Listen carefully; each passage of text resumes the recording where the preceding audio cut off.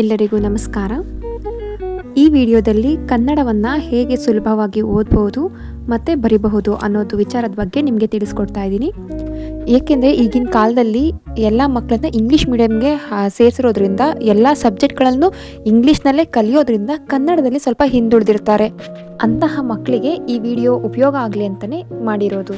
ಈಗ ಕನ್ನಡನ ಸುಲಭವಾಗಿ ಹೇಗೆ ಅರ್ಥ ಮಾಡಿಕೊಂಡು ಬರಿಬಹುದು, ವಾಕ್ಯ ರಚನೆ ಹೇಗೆ ಮಾಡಬಹುದು, ಇದಿಷ್ಟು ಕಲಿತ್ರೆ ಖಂಡಿತವಾಗಿಯೂ ನೀವು ಕನ್ನಡವನ್ನು ಸುಲಭವಾಗಿ ಓದಬಹುದು, ಬರಿಬಹುದು. ನಾನು ನಿಮಗೆ ತಿಳಿಸ್ಕೊಡ್ತಾ ಇದ್ದೀನಿ. ಇದು ನಿಮಗೆ ಗೊತ್ತಿರೋ ಹಾಗೆ ಕನ್ನಡ ವರ್ಣಮಾಲೆಗಳು. ಕನ್ನಡ ವರ್ಣಮಾಲೆಗಳು ಅದರಲ್ಲಿ 2 ವಿಧ ಬಂದಿರುತ್ತೆ, ಸ್ವರಗಳು, ವ್ಯಂಜನಗಳು ಅಂತ. ಸ್ವರದಲ್ಲಿ ಅ, ಆ, ಇ, ಈ, ಉ, ಊ, ರು, ಎ, ಐ, ಒ, ಔ, ಅಂ, ಅಹ ಸ್ವರಗಳಲ್ಲಿ ಬರುತ್ತೆ. ಅದರಲ್ಲಿ ಅಂ, ಅಹ ಯೋಗವಾಹಗಳು ಅನ್ನೋದನ್ನು ತಿಳಿತಾರೆ.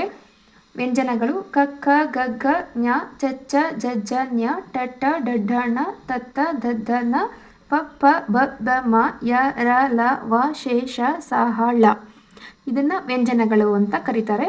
ಈ ವ್ಯಂಜನದಲ್ಲಿ ವರ್ಗೀಯ ವ್ಯಂಜನಗಳನ್ನ ಕಾಯಿಂದ ಮಾವರೆಗೂ ವರ್ಗೀಯ ವ್ಯಂಜನ ಅಂತ ಕರೀತಾರೆ. ಯಾಯಿಂದ ಳವರೆಗೂ ಅವರ್ಗೀಯ ವ್ಯಂಜನ ಅಂತ ಕರೀತಾರೆ. ಆದರೆ ಇಲ್ಲಿ ನಮಗೆ ಬೇಕಾಗಿರೋದು ಸ್ವರಗಳ ವಿಧಗಳು ಬೇಕಾಗಿಲ್ಲ. ನಮಗೆ ಬೇಕಾಗಿರೋದು ಕನ್ನಡ ಕಲಿಕೆಯನ್ನು ಸುಲಭವಾಗಿ ಹೇಗೆ ಕಲಿಬೋದು ಅನ್ನೋದನ್ನು ನಾವು ನಿಮಗೆ ತೋರಿಸ್ತಾ ಇದ್ದೀನಿ. ಇದಿಷ್ಟು ಖಂಡಿತವಾಗ್ಲೂ ಎಲ್ಲ ಮಕ್ಕಳು ಸಹ LKGಯಿಂದನೂ ಆಲ್ಮೋಸ್ಟ್ ಎಲ್ಲ ಫಸ್ಟ್ ಸ್ಟ್ಯಾಂಡರ್ಡಿಂದನೂ LKGಯಿಂದನೂ ಅ ಇ ಅಂತೂ ತುಂಬ ಸುಲಭವಾಗಿ ಕಲ್ತಿರ್ತಾರೆ. ಇದಿಷ್ಟು ಕಲಿಲೇಬೇಕು. ನಂತರ ಬರೋದಾದರೆ ಕಾಗುಣಿತವನ್ನು ಕಲಿಬೇಕು. ಕಾಗುಣಿತ ಇದು ಕಾಗುಣಿತ ಕ, ಕಾ, ಕಿ, ಕಿ, ಕು, ಕು, ಕೃ, ಕೆ, ಕೈ, ಕೊ, ಕೌ, ಕಂ, ಕಹ ಅಂದರೆ ಇದು ಕಾಗುಣಿತ ಅಂತ ಹೇಳ್ತಾರೆ. ಇದನ್ನು ಗುಣಿತಾಕ್ಷರಗಳು ಅಂತ ಹೇಳ್ತಾರೆ. ಗುಣಿತಾಕ್ಷರಗಳನ್ನ ಕಲಿತ್ರೆ ಕಾಗುಣಿತ ಸಹ ಬರುತ್ತೆ. ಅದನ್ನು ಕಾಗೆ ಸೇರಿಸೋದ್ರಿಂದ ಕಾಗುಣಿತ ಅಂತ ಹೇಳ್ತಾರೆ. ಇದಕ್ಕಿಂತ ಈ ರೀತಿ ಬರದೆ ಸುಲಭವಾಗಿ ಕಲ್ತ್ಕೊಳ್ಬೋದು ಅಂತ ಈ ರೀತಿಯಾಗಿ ಹೇಳ್ಕೊಡ್ತಾರೆ. ಇದನ್ನು ನಾ ಹೇಳ್ಕೊಡೋದಾದರೆ ತಲಕೊಟ್ಟು, ದೀರ್ಘ, ಗುಡಿಸು, ಗುಡಿಸಿ ದೀರ್ಘ, ಕೊಂಬು, ಕೊಂಬು ದೀರ್ಘ, ಒಟ್ರಸುಳಿ, ಏತ್ವ, ಏತ್ವ ದೀರ್ಘ, ಐತ್ವ, ಓತ್ವ, ಓತ್ವ ದೀರ್ಘ, ಔತ್ವ, ಅಂ, ಅಹ ಅಂದರೆ 1 0 2 0 ಅಂತ. ಇದಿಷ್ಟು ಇದು ಫಸ್ಟ್ ಸ್ಟ್ಯಾಂಡರ್ಡ್ ಮಕ್ಕಳಿಗೆ ಹೇಳ್ಕೊಡ್ತಾರೆ ಕೆಲವು ಸ್ಕೂಲಲ್ಲಿ UKG LKG ಮಕ್ಕಳಿಗೂ ಸಹ ಸ್ಟಾರ್ಟ್ ಮಾಡಿರ್ತಾರೆ. ನಂತರ ನಮಗೆ ಬೇಕಾಗಿರೋದು ಒತ್ತಕ್ಷರಗಳನ್ನು ಇದು ನೋಡಿದ ತಕ್ಷಣ ಸ್ವಲ್ಪ ಕಷ್ಟ ಅಂತ ಅನಿಸ್ಬೋದು, ಆದರೆ ಇದು ತುಂಬ ಸುಲಭವಾಗಿರುತ್ತೆ. ಈ ಕನ್ನಡ ವರ್ಣಮಾಲೆಯನ್ನು ಕಲ್ತಿರೋರು, ವ್ಯಂಜನವನ್ನು ಕಲ್ತಿರೋರು ಒತ್ತಕ್ಷರಗಳನ್ನು ಸುಲಭವಾಗಿ ಕಲಿಬಹುದು. ಏಕೆ ಅಂತಂದರೆ ಇದು ನೋಡೋಕ್ಕೆ ಸ್ವಲ್ಪ ಕಷ್ಟ ಆಗಿದೆ ಹೊರತು ಇದು ತುಂಬ ಈಸಿ ಇರುವಂಥ ಕಲಿಕೆ ಅಂತಲೇ ಹೇಳ್ಬೋದು. ಯಾಕೆಂದರೆ ಇದಿಷ್ಟು ಗೊತ್ತಿರೋದರೆ ಇದು ಏನು ಮೇಲ್ಗಡೆ ಏನಿರುತ್ತೋ ಅದನ್ನಷ್ಟೇ ನಾವು ಕೆಳಗಡೆ ಒತ್ತಕ್ಷರ ಅದೇ ಯಥಾವತ್ತಾಗಿ ನಾವು ಒತ್ತಕ್ಷರನ ಬರಿಬೇಕು.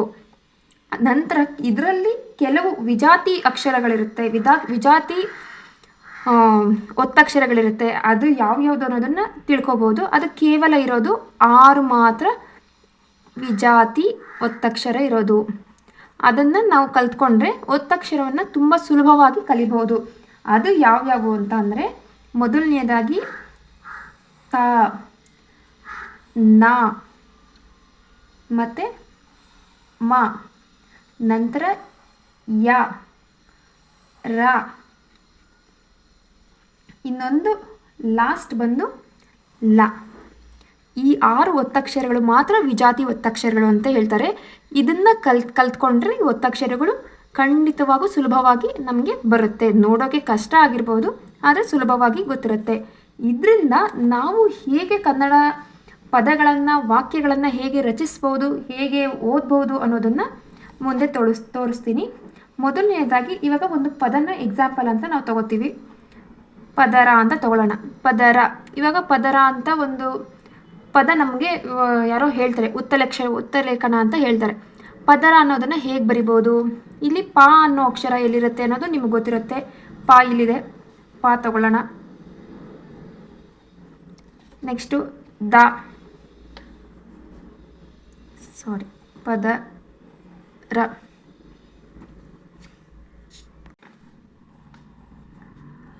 ರ ಪ ದ ರ ಅಂತ ಇದು ಸುಲಭವಾದ ಅಕ್ಷರಗಳು. ಇದು ಸುಲಭವಾಗಿ ಬರೀದ್ಬಿಟ್ರಿ. ನೆಕ್ಸ್ಟು ಬೇರೆ ಥರ ಪದಗಳನ್ನ ಕೊಟ್ಟಿರ್ತಾರೆ, ಅದನ್ನು ನಾವು ಹೇಗೆ ಬರಿಬೋದು? ಮಳೆಗಾಲ ತಗೊಳ್ಳೋಣ. ಮಳೆಗಾಲ ಅಂತ ಇರುತ್ತೆ.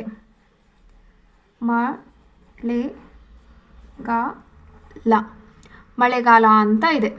ಈ ಮಳೆಗಾಲ ಅನ್ನೋ ಪದನ ಹೇಗೆ ನಾವು ಬರಿಬಹುದು? ಇಲ್ಲೇ ಇದೆ ಮ, ಳಾಗೆ ಎ, ಏತ್ವ ಎಲ್ಲಿದೆ? ಇಲ್ಲಿದೆ. ಏತ್ವ ತಗೋಬೇಕು, ಲೇ ಬರೆದಿದ್ದೀರಾ, ಇದಕ್ಕೆ ಸೇರಿಸ್ಬೇಕು. ಗ ಇಲ್ಲಿದೆ, ಗಾಗೆ ದೀರ್ಘ ಕೊಟ್ಟಿದ್ದಾರೆ. ದೀರ್ಘ ಅಂದರೆ ಇದು, ಇಲ್ಲಿಗೆ ದೀರ್ಘ ಅಂದರೆ ಇದು, ಈ ದೀರ್ಘ ಹಾಕೋದು ಮಳೆಗಾಲ. ಈಗ ಒಂದು ಪದನ ನಾವು ಕೊಟ್ಟಿರ್ತೀವಿ, ಅದನ್ನು ನಾವು ಹೇಗೆ ಬರಿಬಹುದು, ಹೇಗೆ ಓದ್ಬೋದು? ಇವಾಗ ಅಡಿಪಾಯ ಅಂತ ಕೊಟ್ಟಿರ್ತೀವಿ, ಇಲ್ಲಿ ಅಡಿಪಾಯ ಅಂತ ಇರುತ್ತೆ. ಇದನ್ನು ಓದೋಕ್ಕೆ ಬರೋದಿಲ್ಲ ಅಂಥವ್ರು ಇದಿಷ್ಟು ಕಲ್ತಿರ್ತಾರೆ, ಆದರೆ ಇದನ್ನು ಓದೋಕ್ಕೆ ನಮಗೆ ಕಷ್ಟ ಆಗ್ತಾಯಿದೆ. ಅದನ್ನು ನಾವು ಹೇಗೆ ಓದಬೇಕು ಅನ್ನೋದನ್ನು ಇವಾಗ ತೋರಿಸ್ತೀನಿ ನೋಡಿ. ಇಲ್ಲೇನಿದೆ? ಆ ಇದೆ. ಇಲ್ಲಿ ಪದ ಇದೆ, ಇದನ್ನು ಕರಿತೀವಿ ಆ ಅಂತ ಕರಿತೀವಿ. ಇದು ಏನಿದೆ? ಈ ಪದ ಎಲ್ಲಿದೆ? ಇಲ್ಲಿದೆ, ಡಾ ಅಂತ ಇದೆ. ಡಾಗೆ ಏನು ಕೊಟ್ಟಿದ್ದಾರೆ? ಒಟ್ಟರೆ ಸುಳಿ ಕೊಟ್ಟಿದ್ದಾರೆ, ಗುಣಿಸು ಕೊಟ್ಟಿದ್ದಾರೆ. ಇಲ್ಲಿ ಏನು ಬರಿಬೇಕು? ಡಿ. ಈ ಪದನ ಡಿ ಅಂತ ತಿಳ್ಕೊತೀವಿ. ಪಾ ಇದೆ, ಇಲ್ಲಿದೆ ಪಾ ಇದೆ. ಇದಕ್ಕೇನು ಗುಣಿತಾಕ್ಷರ ಕೊಟ್ಟಿದ್ದಾರೆ? ದೀರ್ಘ ಕೊಟ್ಟಿದ್ದಾರೆ. ಅದಕ್ಕೇನು ಬರೀಬೇಕು? ಪಾ ಅಂತ ಹೇಳ್ತೀವಿ. ಇಲ್ಲೇನು ಅಕ್ಷರ ಇದೆ? ಯಾ ಇದೆ, ಯಾ.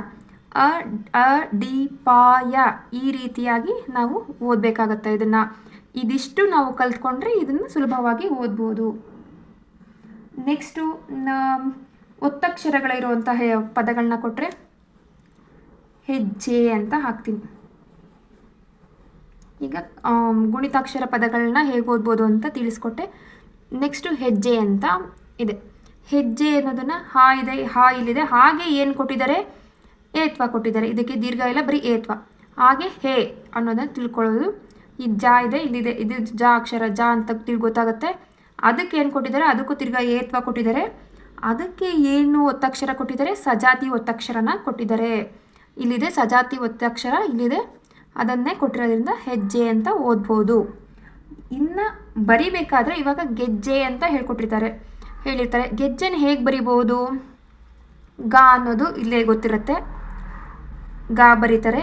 ಅದಕ್ಕೆ ಕ್ವಾಗುಣಿತಾಕ್ಷರ ಏನು ಬರುತ್ತೆ? ಗೆ, ಎ, ಏತ್ವ. ಇದು ಏತ್ವಾಗೆ ಒಂದು ಏತ್ವ ಕೊಟ್ಟಿರ್ತಾರೆ. ಮತ್ತು ಜಾ, ಜೇಗೆ ಜಾ ಬರೆದಿರ್ತಾರೆ.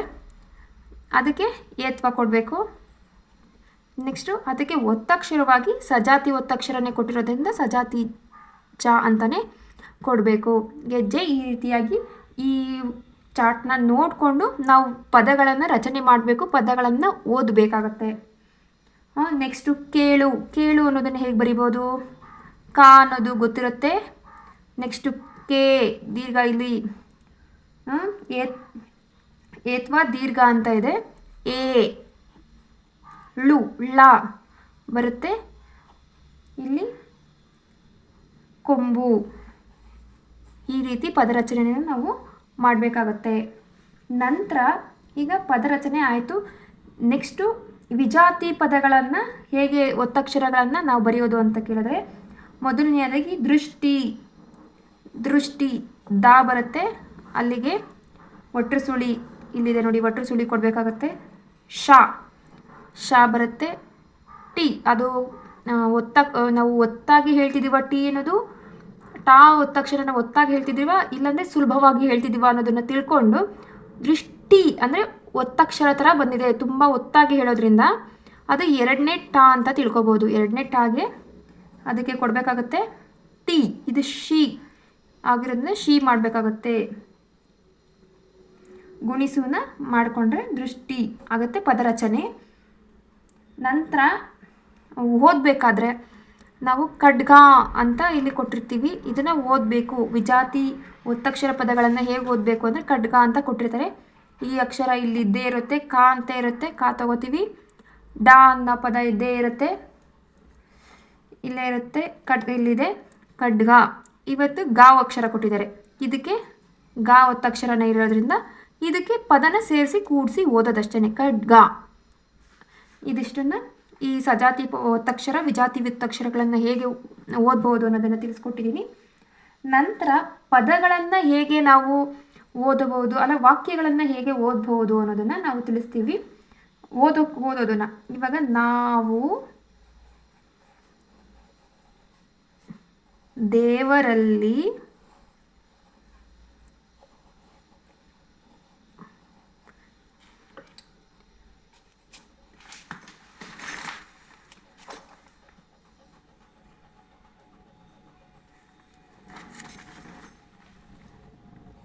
ಭರವಸೆ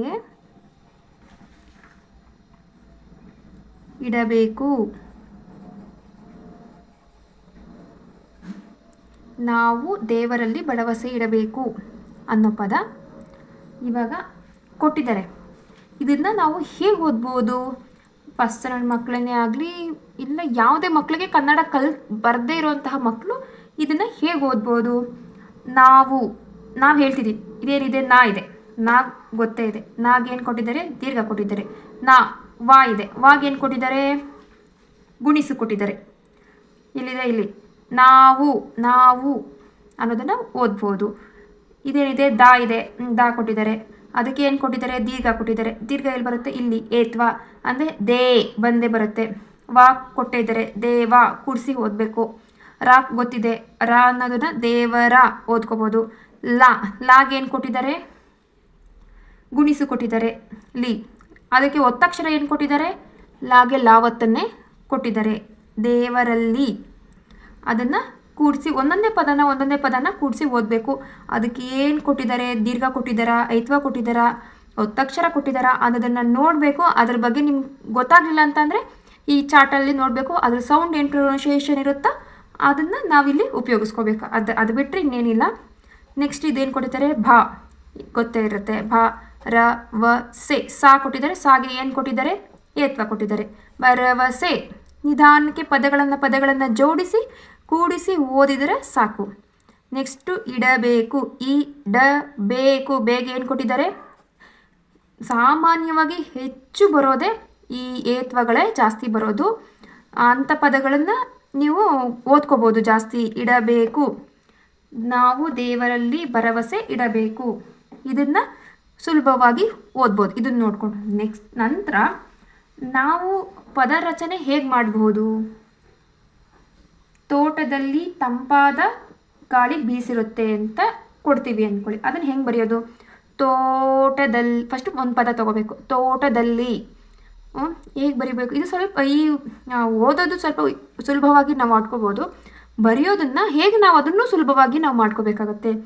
ತೋಟದಲ್ಲಿ ತೋ ಅನ್ನೋದನ್ನು ತಾ ಬರಿಬೇಕು. ಫಸ್ಟು ತಾ ಬರ್ತೀವಿ. ತೋ ಇಲ್ಲಿ ಬರುತ್ತೆ. ಏನು ಬರುತ್ತೆ? ತೋಗ್ ಬರಿಬೇಕು ಅಂತ ಅಂದರೆ ಓತ್ವ ದೀರ್ಘ ಅಂತ ಹೇಳ್ತಾರೆ. ಓತ್ವ ಫಸ್ಟ್ ಪ್ರೊನೌನ್ಸಿಯೇಷನ್ ನೋಡ್ಕೋಬೇಕು ನಾವು. ತೋ ಅಂತಿದ್ದೀರಾ, ತೋ ಅಂತಿದ್ದೀರಾ, ಆ ದೀರ್ಘ ಇಲ್ಲ ದೀರ್ಘ ರಹಿತವಾಗಿರೋದು ಯಾವುದಿದೆ ಅನ್ನೋದನ್ನು ತಿಳ್ಕೊಬೇಕು. ಇಲ್ಲಿ ದೀರ್ಘ ಕೊಟ್ಟಿರೋದ್ರಿಂದ ತೋ ಟ ಮಾಮೂಲಿ ಟ. ಇವಾಗ ಒತ್ತಾಕ್ಷರವಾಗಿ ಒತ್ತಾಗಿ ಠ ಅಂತ ಹೇಳಿದ್ರೆ ಎರಡನೇ ಟ ಬರಿಬೇಕಾಗುತ್ತೆ. ಇಲ್ಲಿ ಏನು ಹೇಳಿರೋದು? ಒಂದನೇ ಟಾನೇ ಪ್ರೊನೌನ್ಸಿಯೇಷನ್ ಹೇಳಿರೋದ್ರಿಂದ ತೋಟ ದ ಮಾಮೂಲಿ ದ ಬರುತ್ತೆ. ಲಾ ಬರೆದ್ಬಿಟ್ಟು ಗುಣಿತು ಕೊಡಬೇಕಾಗುತ್ತೆ. ಅಂತ ಒತ್ತಕ್ಷರ ಹೇಳಿದ್ರೆ ಸಜಾತಿ ಒತ್ತಕ್ಷರ. ಲೀಗೆ ಲಾವತ್ತು ಏನು ಕೊಟ್ಟಿರ್ತೀರೋ ಅದನ್ನು ಬರಿಬೇಕು. ತೋಟದಲ್ಲಿ ತಂಪಾದ ತಾ ಯೋಗವಾಹಕಗಳು ಬರುತ್ತಲ್ಲ. ತಾ ಸೊನೆ ಸೊನೆ ಬರುತ್ತಲ್ಲ. ಪಾ ಬರಿತೀರ. ದೀರ್ಘ ಬರೋದ್ರಿಂದ ಪಾ ದ ತಂಪಾದ ಗಾಳಿ. ದೀರ್ಘ ಬರಲೇಬೇಕು. ಲಾ ಬರಿಬೇಕು. ಒಟ್ಟರೆ ಸುಳಿ. ಗುಣಿಸು. ತಂಪಾದ ಗಾಳಿ ಬೀಸುತ್ತದೆ. ದೀರ್ಘ ಸೂ. ಗುಣಿಸು. ಬೀಸುತ್ತದೆ ಅಂತ ಅಂದರೆ ಒತ್ತಕ್ಷರ ಕೊಡೋಗಿಲ್ಲ. ಬೀಸುತ್ತ ದೇ ಬೀಸುತ್ತದೆ. ತೋಟದಲ್ಲಿ ತಂಪಾದ ಗಾಳಿ ಬೀಸುತ್ತದೆ. ಈ ರೀತಿಯಾಗಿ ನೀವು ಎಲ್ಲ ಪದಗಳನ್ನು ಪ್ರಾಕ್ಟೀಸ್ ಮಾಡ್ಕೊಳ್ತಾ ಹೋದರೆ ಖಂಡಿತವಾಗಿಯೂ ಕನ್ನಡನ ಸುಲಭವಾಗಿ ಒಂದು ತಿಂಗಳ ಒಳಗಡೆ ಇನ್ನೂ ಬೇಗ ನೀವು ಕಲಿಬಹುದು. ಯಾವುದೋ ಒಂದು ಟೆಕ್ಸ್ಟ್ ಬುಕ್ ತೊಗೋತೀರಾ, ಕನ್ನಡ ಟೆಕ್ಸ್ಟ್ ಬುಕ್ ತೊಗೊಂಡ್ರೆ ಅದ್ರ ಪ್ರಕಾರ ನೀವು ಒಂದು ಒಂದು ಟೆಕ್ಸ್ಟ್ ಬುಕ್ಕಲ್ಲಿ ಒಂದು ಲೆಸನ್ ತೊಗೊತೀರಾ, ಅದ್ರ ಪ್ರಕಾರ ನೀವು ಹೆಂಗೆ ಓದೋದು, ಈ ಚಾರ್ಟ್ ತೊಗೊಳ್ಳಿ, ಈ ಚಾರ್ಟ್ ಬರ್ಕೊಳ್ಳಿ, ನೋಡಿ ಇದು ಓದಿ. ನೀವು ಯಾರು ಸಹಾಯನೇ ಬೇಡ, ಈ ಚಾರ್ಟ್ ಮುಖಾಂತರ ನೀವು ಓದಿದ್ರೆ ಈ ಥರ ರೀತಿ ಮಾಡಿಕೊಂಡು ಕನ್ನಡನ ಸುಲಭವಾಗಿ ಓದ್ಬೋದು. ಇದನ್ನು ಕೇವಲ 2ನೇ ಕ್ಲಾಸ್ ಮಕ್ಕಳು, 1ನೇ ಕ್ಲಾಸ್ ಮಕ್ಕಳು ಆ ಥರ ಅಂತಲ್ಲ, ಕನ್ನಡದಲ್ಲಿ ಯಾರು ಡೆಲ್ಲಿರ್ತಾರೋ ಅಂಥ ಮಕ್ಕಳೆಲ್ಲರೂ ಈ ವಿಧಾನನ ಉಪಯೋಗಿಸಿ ಬರಿಬೋದು, ಓದ್ಬೋದು. ಇದಿಷ್ಟು ನಿಮಗೆ ಡೀಟೇಲಾಗಿ ಅರ್ಥ ಆಗಿದೆ ಅಂತ ಅಂದ್ಕೊಂಡಿದ್ದೀನಿ. ಈ ಡೀಟೇಲಾಗಿ ಅರ್ಥ ಮಾಡಿಸೋದಕ್ಕೂ ಪ್ರಯತ್ನ ಪಟ್ಟಿದ್ದೀನಿ. ಹೀಗೆ ನಿಮ್ಮ ಪ್ರೋತ್ಸಾಹ ನಮಗೆ ಬೇಕಾಗುತ್ತೆ. ಹೀಗೆ ಎಲ್ಲ ಸಬ್ಜೆಕ್ಟ್ಗಳಲ್ಲಿ ಸುಲಭವಾಗಿ ನಾವು ಯಾವ್ಯಾವ ರೀತಿ ಓದ್ಬೋದು, ಯಾವ್ಯಾವ ಸಬ್ಜೆಕ್ಟ್ನ ಹೆಂಗೆ ಬರಿಬಹುದು ಅನ್ನೋದನ್ನು ಮುಂದಿನ ವೀಡಿಯೋಗಳಲ್ಲಿ ತಿಳಿಸ್ಕೊಡ್ತೀನಿ. ನಿಮ್ಮ ಸಪೋರ್ಟ್ ನಮಗೆ ಬೇಕಾಗುತ್ತೆ. ನನ್ನ ಚಾನಲ್ನ ಸಬ್ಸ್ಕ್ರೈಬ್ ಮಾಡ್ಕೊಳ್ಳಿ. ಮುಂದೆ ನಿಮಗೆ ಯಾವ್ಯಾವ ವಿಷಯದ ಬಗ್ಗೆ, ಯಾವ್ಯಾವ ಸಬ್ಜೆಕ್ಟ್ಗಳ ಬಗ್ಗೆ ವೀಡಿಯೋಸ್ ಬೇಕು ಅನ್ನೋದನ್ನು ಕಮೆಂಟ್ ಸೆಕ್ಷನಲ್ಲಿ ಕಮೆಂಟ್ ಮಾಡಿ. ಇದರಿಂದ ನಿಮಗೆ ಯಾವ ಅಭಿರುಚಿ ಇದೆ ಅನ್ನೋದು ತಿಳ್ಕೊಳ್ಳೋ ಹಾಗಿರುತ್ತೆ. ಹಾಗೆ ವ್ಯೂಸು ಚೆನ್ನಾಗಿ ಬರ್ತಾ ಇದೆ, ಆದರೆ ಸಬ್ಸ್ಕ್ರೈಬರ್ ಕಡಿಮೆ ಇದ್ದಾರೆ. ದಯವಿಟ್ಟು ನನ್ನ ಚಾನಲ್ನ ಸಬ್ಸ್ಕ್ರೈಬ್ ಮಾಡಿಕೊಂಡೆ ವಿಡಿಯೋ ನೋಡಿ. ಇನ್ನೂ ಒಳ್ಳೊಳ್ಳೆ ಕಂಟೆಂಟ್ಗಳನ್ನ ಹಾಕ್ತೀನಿ. ಧನ್ಯವಾದಗಳು.